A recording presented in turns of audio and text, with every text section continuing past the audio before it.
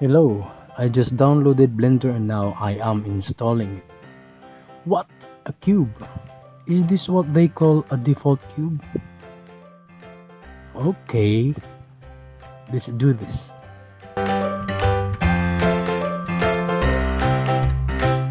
Now, I'll never see you whenever I open Blender.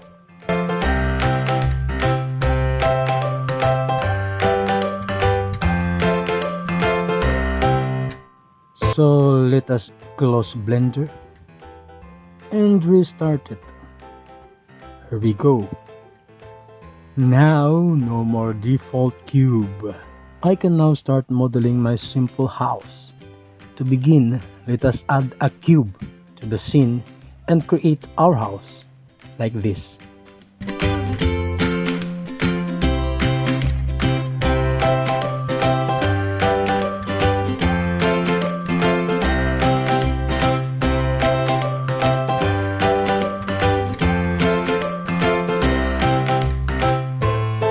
Our final model.